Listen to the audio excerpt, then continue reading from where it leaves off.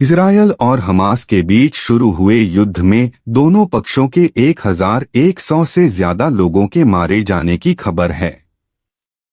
बीते शनिवार को हमास के हमले के बाद इजरायल ने भी युद्ध की घोषणा की है।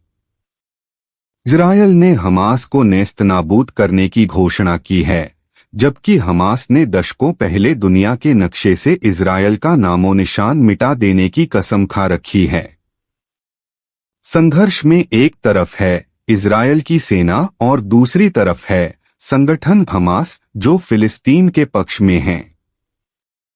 इस संघर्ष को लेकर दुनिया के देश भी अलग अलग गुटों में बंट गए हैं।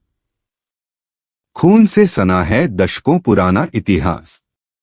इजरायल और फिलिस्तीन के बीच इस संघर्ष की शुरुआत प्रथम विश्व युद्ध के समय हुई थी। ओटोमन यानी उस्मानी साम्राज्य की हार के बाद ब्रिटेन ने फिलिस्तीन पर कब्जा हासिल कर लिया था। फिलिस्तीन में यहूदी अल्पसंख्यक थे, जबकि अरब बहुसंख्यक थे। अंतर्राष्ट्रीय समुदाय ने ब्रिटेन को फिलिस्तीन में यहूदी मदरलैंड बनाने का काम सौंपा था। ब्रिटिश शासन ने बाल्फोर घोषणा की, जिसमें फिलिस्तीन में यहूदियों के लिए एक अलग राज्य बनाने के लिए अपना समर्थन देने का संकेत दिया। इसमें कहा गया, ऐसा कुछ भी नहीं किया जाएगा जो यहां मौजूद गैर यहूदी समुदायों के नागरिक और धार्मिक अधिकारों के खिलाफ हो। 1922 से 1947 तक पूर्वी और मध्य यूरोप से यहूदियों का पलायन बढ़ गया, क्योंकि युद्ध और फिर द्वितीय विश्व युद्ध के दौरान यहूदियों को उत्पीड़न और अत्याचारों का सामना करना पड़ा। फिलिस्तीन के लोग शुरू से ही यहूदियों को बसाने के खिलाफ थे। 1929 में हेब्रोन नरसंहार में बहुत सारे यहूदी मारे गए थे। ये दंगा यहूदियों के बसने के खिलाफ हुए फिलिस्तीनी दंगों का एक हिस्सा था। फिलिस्तीन में जैसे जैसे यहूदी बढ़ते गए, कई फिलिस्तीनी विस्थापित होते गए और यहीं से दोनों के बीच हिंसा और संघर्ष की शुरुआत हुई। 1947 में संयुक्त राष्ट्र ने फिलिस्तीन को यहूदी और अरबों के लिए दो अलग अलग राष्ट्र में बांटने का प्रस्ताव पास किया। यहूदी नेतृत्व ने इस पर हामी भरी, लेकिन अरब पक्ष ने इसे अस्वीकार कर दिया। इजरायल बनते ही संघर्ष शुरू। ब्रिटिश शासन दोनों के बीच संघर्ष खत्म करने में नाकाम रहा और पीछे हट गया। इधर यहूदी नेतृत्व ने इजरायल की स्थापना की घोषणा कर दी। संयुक्त राष्ट्र महासभा उंगक ने तत्कालीन फिलिस्तीन को स्वतंत्र अरब और यहूदी राज्यों में विभाजित करने का जो प्रस्ताव पारित किया, उसे अरब नेताओं ने खारिज कर दिया था। 14 मई 1948 को यहूदी नेतृत्व ने एक नए राष्ट्र की स्थापना की घोषणा की और इस तरह इजरायल अस्तित्व में आया। इसी साल कई अरब देशों ने इजरायल पर हमला बोल दिया। इस लड़ाई में फिलिस्तीनी लड़ाकों ने बढ़ चढ़कर हिस्सा लिया। इस जंग में यहूदी भारी पड़े। इजरायली सुरक्षाबलों ने 7.5 लाख फिलिस्तीनियों को इलाके से खदेड़ दिया और उन्हें पड़ोसी देशों में शरण लेने को मजबूर होना पड़ा। युद्ध अगले साल शांत हुआ और संयुक्त राष्ट्र की ओर से आवंटित क्षेत्र का ज्यादातर हिस्सा फिलिस्तीनियों ने गंवा दिया। इजरायल के यहूदियों ने इसे स्वतंत्रता संग्राम कहा, जबकि फिलिस्तीनियों ने इसे द कैटास्ट्रोफ या अलनकबा तबाही कहा। संघर्ष के केंद्र में यरूशलेम क्यों? 1948 की जंग में फिलिस्तीन का काफी सारा हिस्सा इजरायल के कब्जे में आ चुका था। 1949 में एक आर्मिस्टाइस लाइन खींची गई, जिसमें फिलिस्तीन के दो क्षेत्र बने, वेस्ट बैंक और गाजा। गाजा को गाजा पट्टी भी कहा जाता है और यहाँ करीब 20 लाख फिलिस्तीनी रहते हैं।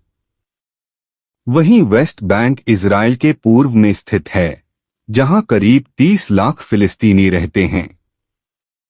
इनमें से ज्यादातर मुस्लिम अरब हैं। वेस्ट बैंक में कई यहूदी पवित्र स्थल हैं, जहां हर साल हजारों तीर्थयात्री आते हैं। यरूशलेम विवादित क्षेत्रों के केंद्र में है, जिसको लेकर दोनों देशों के बीच शुरू से ही ठनी हुई है। इजरायली यहूदी और फिलिस्तीनी अरब दोनों की पहचान, संस्कृति और इतिहास यरूशलेम से जुड़ी हुई है। दोनों ही इस पर अपना दावा करते हैं। यहाँ की अल-अक्सा मस्जिद, जिसे यूनेस्को ने विश्व धरोहर घोषित कर रखा है, दोनों के लिए बेहद अहम और पवित्र है। इस पवित्र स्थल को यहूदी टेम्पल माउंट बताते हैं, जबकि मुसलमानों के लिए ये अल-हराम अल-शरीफ है। यहाँ मौजूद डोम ऑफ द रॉक को यहूदी धर्म में सबसे पवित्र धर्म स्थल कहा गया है, लेकिन इससे पैगंबर मोहम्मद का जुड़ाव होने के कारण मुसलमान भी इसे उतना ही अपना मानते हैं। इस परिसर का मैनेजमेंट जॉर्डन का वक्फ करता है, लेकिन सुरक्षा इंतजामों पर इजरायल का अधिकार है। अल-अक्सा मस्जिद परिसर को लेकर लंबे समय से दोनों देशों के बीच विवाद होता आ रहा है। 2 साल पहले 2021 में 11 दिनों तक खूनी संघर्ष हुआ था, जिसमें कई जानें गई थीं। यहाँ मुस्लिम नमाज पढ़ सकते हैं, लेकिन गैर मुस्लिमों को यहाँ केवल एंट्री मिलती है, लेकिन इबादत करने पर पाबंदी लगी है। पिछले दिनों यहूदी फसल उत्सव सुक्कोट के दौरान यहूदियों और इजरायली कार्यकर्ताओं ने यहाँ का दौरा किया था, तो हमास ने इसकी निंदा की थी। हमास का आरोप था कि यहूदियों ने यथास्थिति समझौते का उल्लंघन कर यहाँ प्रार्थना की। क्या है हमास, आखिर चाहता क्या है? 1970 के दशक में फिलिस्तीन ने अपने हक के लिए आवाजें उठानी शुरू की। यासिर अराफात की अगुवाई वाले फतह जैसे संगठनों ने फिलिस्तीनी लिबरेशन ऑर्गेनाइजेशन PLO बनाकर इसका नेतृत्व किया। इजरायल पर हमले भी किए। करीब 2 दशक तक रह कर लड़ाइयां चलती रहीं। 1993 में PLO और इजरायल के बीच ओस्लो शांति समझौता हुआ। दोनों ने एक दूसरे से शांति का वादा किया। इस बीच 1987 में फिलिस्तीनी विद्रोह के दौरान हमास यानी हरकत अल-मुकावामा अल-इस्लामिया का उभार हुआ। इसकी स्थापना की शेख अहमद यासीन ने, जो 12 साल की उम्र से ही व्हील चेयर पर रहा। 1 साल बाद हमास ने अपना चार्टर पब्लिश किया, जिसमें इजरायल को मिटाकर फिलिस्तीन में एक इस्लामी समाज की स्थापना की कसम खाई। इजरायल और फतह के बीच हुए ओस्लो शांति समझौते की हमास ने निंदा की। 1997 में अमेरिका ने हमास को आतंकी संगठन घोषित कर दिया, जिसे ब्रिटेन और अन्य देशों ने भी स्वीकृति दी। 2000 के दशक की शुरुआत में दूसरे इंतिफादा विद्रोह के दौरान हमास का आंदोलन हिंसक होता चला गया।